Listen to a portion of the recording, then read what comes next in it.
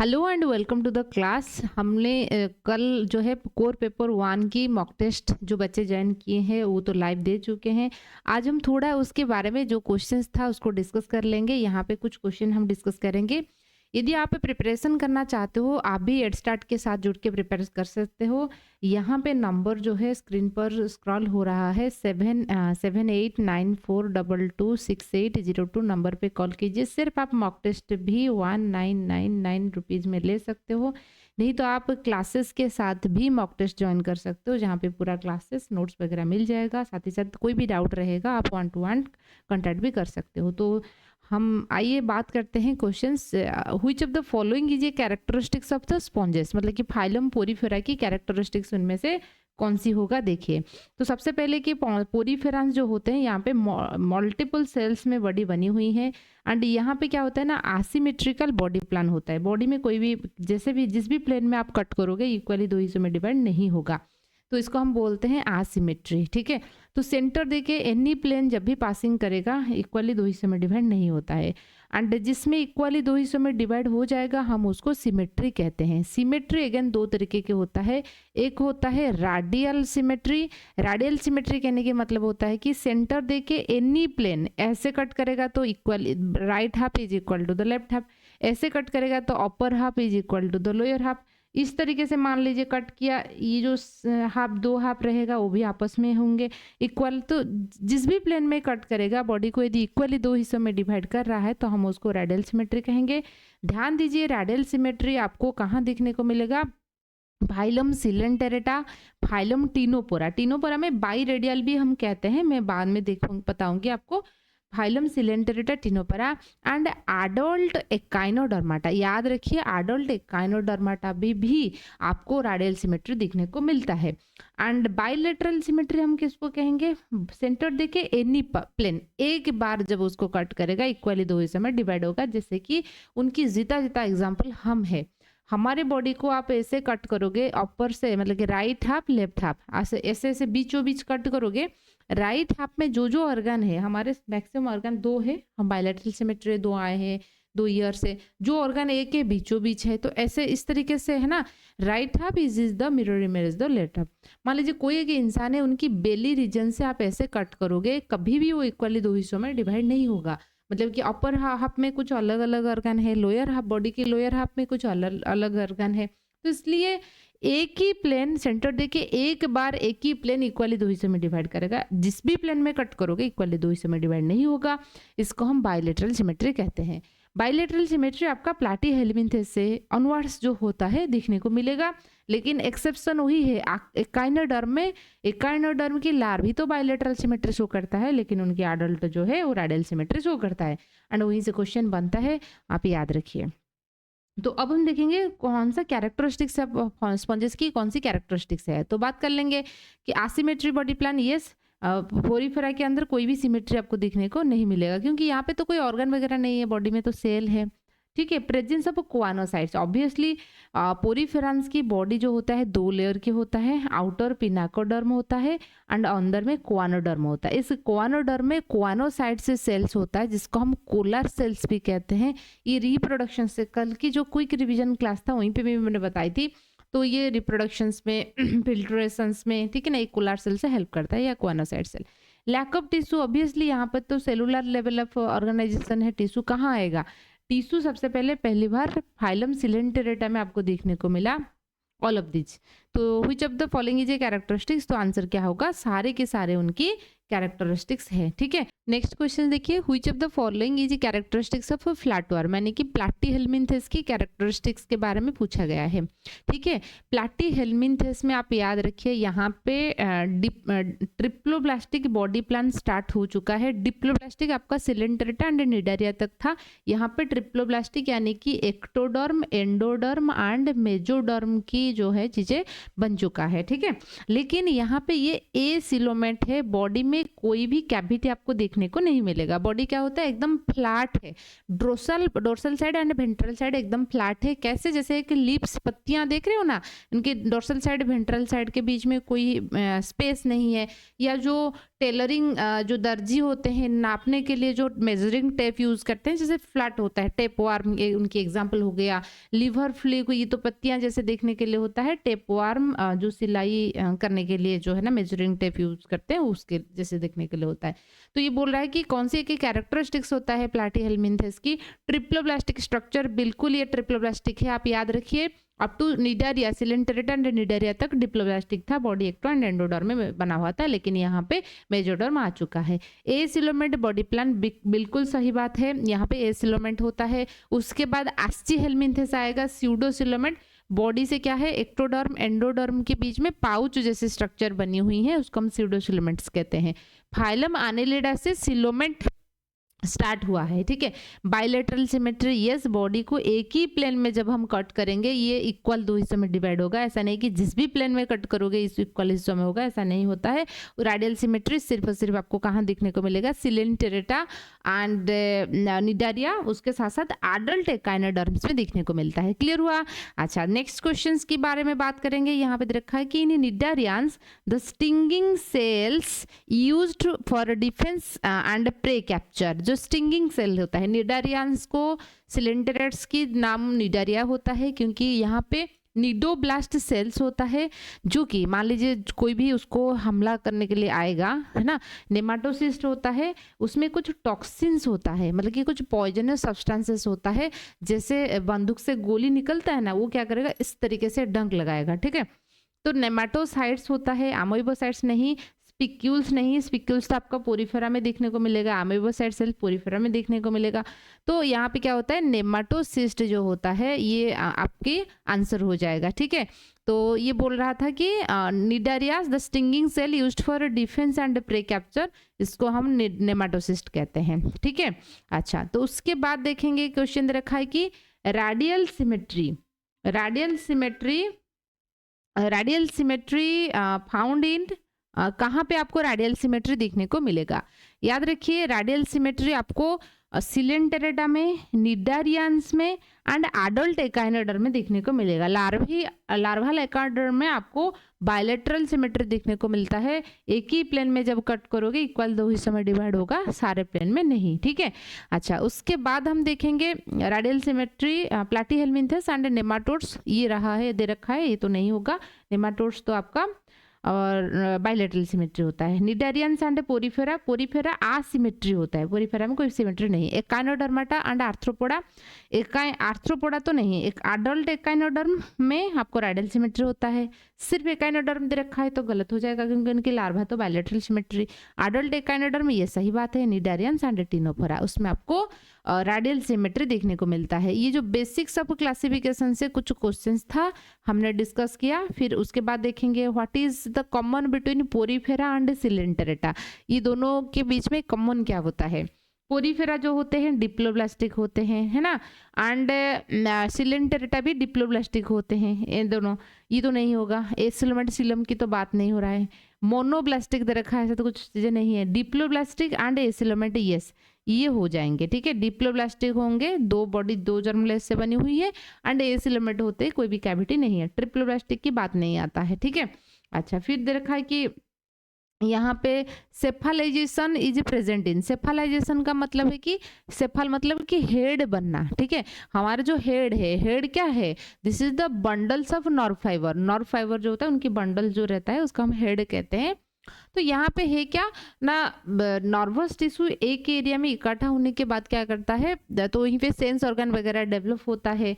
याद रखिए कि सेफालाइजेशन जो है हेड की बनना, क्योंकि नर्वस टिश्यू आपकी टिश्यू तो पोरीफेरा में नहीं था, कोई भी टिश्यू नहीं था, सेल में सेलुलर ऑर्गेनाइजेशन था।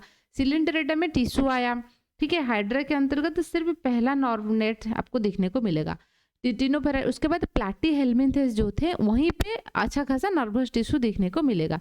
तो यहीं पे सिलेंटेरेटा में नहीं होगा, पोरीफेरा में नहीं होगा, प्रोटोजा। तो फ्लैटोआर्म है ना, उसमें हेड की बनना चीज़ें जो है, हेड वाली कोई चीज़ें बनना स्टार्ट हो गया। आपने प्लानेरिया लार्वा वगैरह देखोगे तो आपको समझ में आएगा उनमें कि हेड पोर्शन करके चीज़ें हैं, लेकिन आपको पोरीफेरा सिलेंटेरेटा में ऐसा कुछ चीज़ें देखने को नहीं मिलेगा, ठीक है। और कुछ क्वेश्चन देख लेंगे। Secondary host in Taenia solium, Taenia solium के अंदर दो होस्ट होते हैं, एक तो होता है ह्यूमन एंड दूसरा होता है पिग। एक टेनिया सोलियम है, एक टेनिया साजिनिटा है ना, आप उसके बारे में याद रखिए, ठीक है।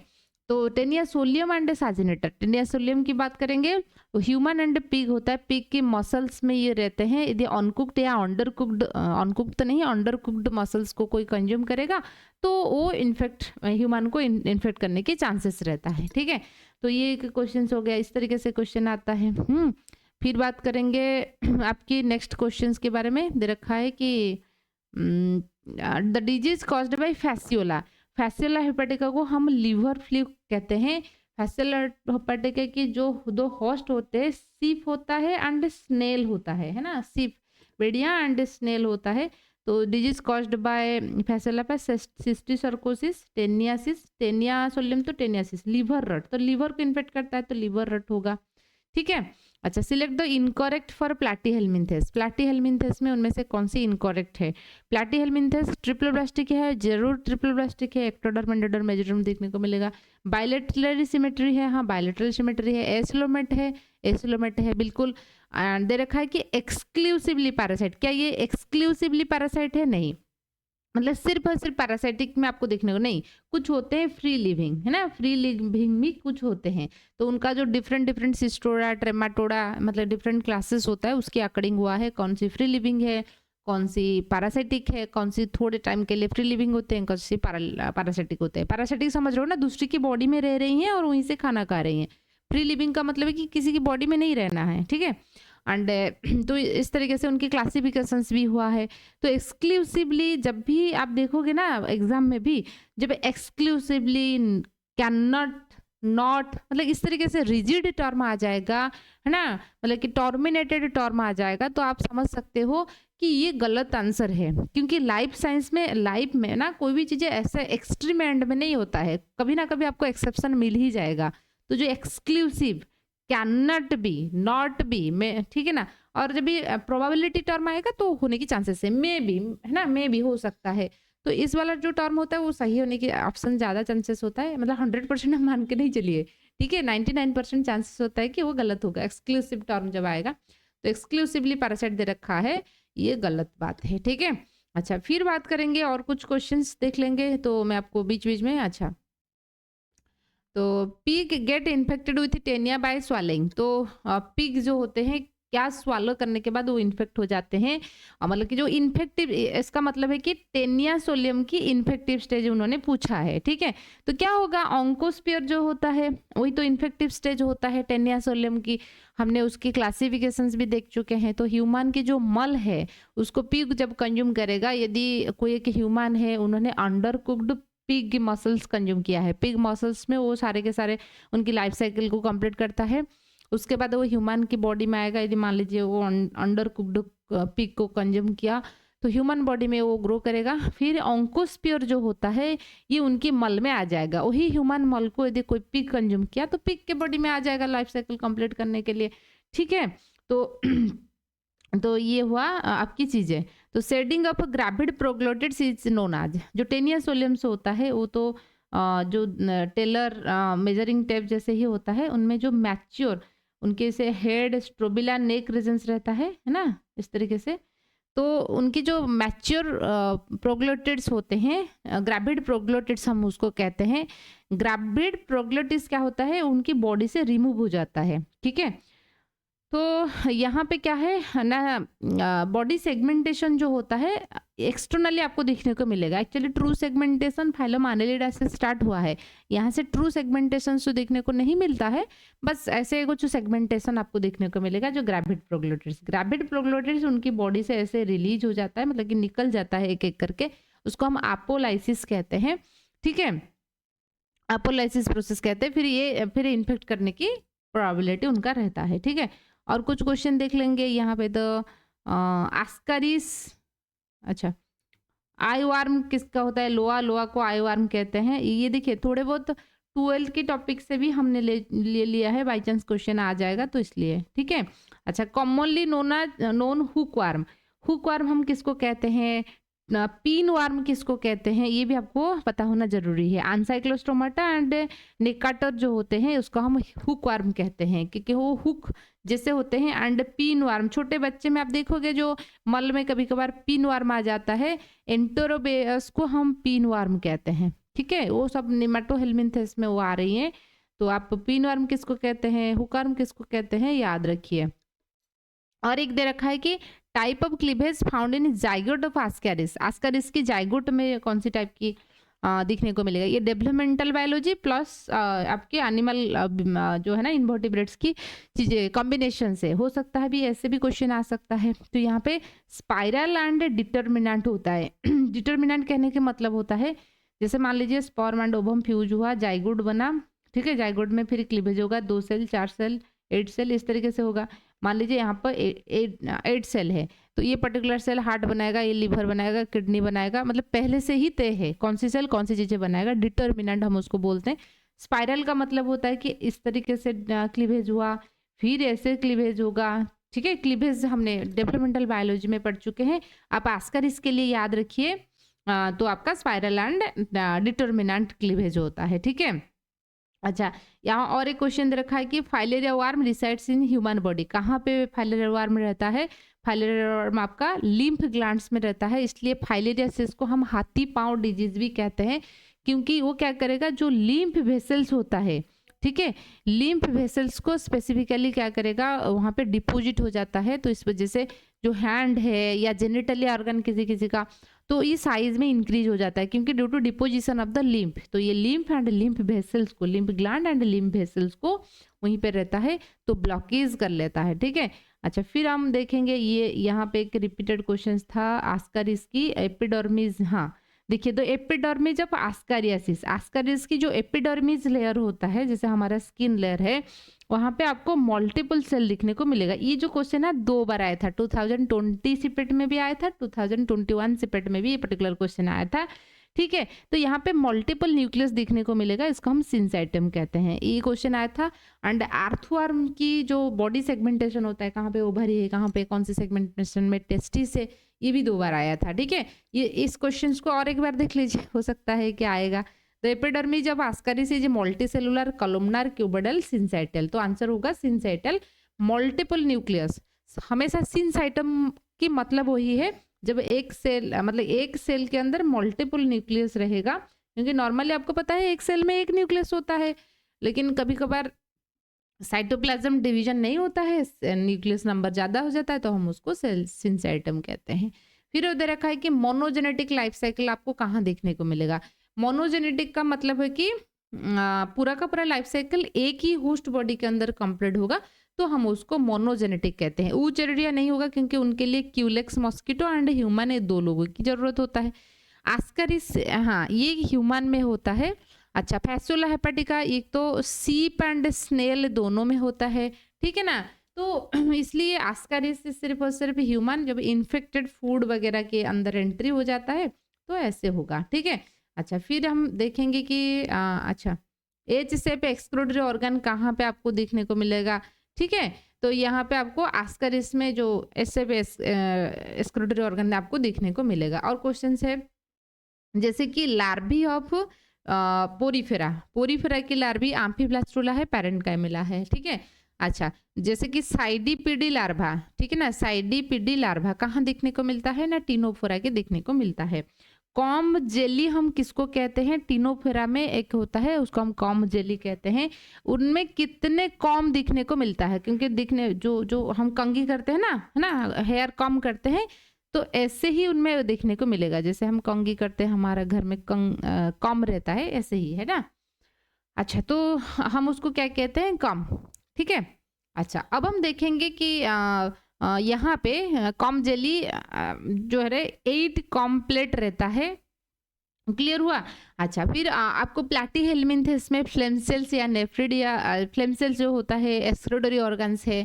ठीक है, अच्छा, लार्वल स्टेज से एक क्वेश्चन मैंने दिया था कि कौन सी लार्वल स्टेज आता है, जो मिरासीडियम, ये सारे चीज़ें वहाँ से हम थोड़ा डिस्कस कर लेंगे, क्योंकि ये भी बहुत इंपॉर्टेंट है। ठीक है, रैप्डिटिव फॉर्म लार्वा। ठीक है, अच्छा, तो मसल्स लेयर कौन सी टाइप को आस्कारिस में दिखने को मिलेगा, सर्कुलर या लॉन्गिट्यूडनल मसल्स या आउटर लॉन्गिट्यूडनल इनर सर्कुलर।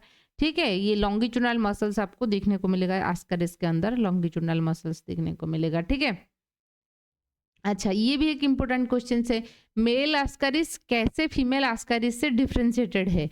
ठीक है, जो उनमें फीमेल होता है थोड़ा लॉन्ग होता है एज कंपेयर टू मेल। ठीक है, एंड उनकी जो टेल है इस तरीके से कॉर्ब्ड है, presence of post and papillae. ठीक है ना, presence of pre and papillae, pre anal and post anal papillae, pre anal papillae, presence of pineal setae, ये सारे जो होते हैं प्रेजेंट होता है।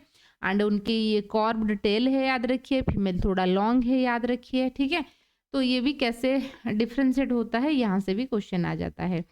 ठीक है, अच्छा और भी आपको क्वेश्चंस में बताऊंगी इस तरीके से। यदि आप चाहते हो कि मॉक टेस्ट देने के लिए कि कौन सी टाइप की क्वेश्चंस आपको मतलब कि सीपेट से रिलेटेड क्वेश्चंस है, क्योंकि सारे एग्जाम की डिमांड अलग अलग होता है। यदि आप चाहते हो तो आप मुझसे कांटेक्ट कर सकते हो, ये भी नंबर है 7894226802। नहीं तो डिस्क्रिप्शंस में मॉक टेस्ट की लिंक है, वहीं पे दे सकते हो।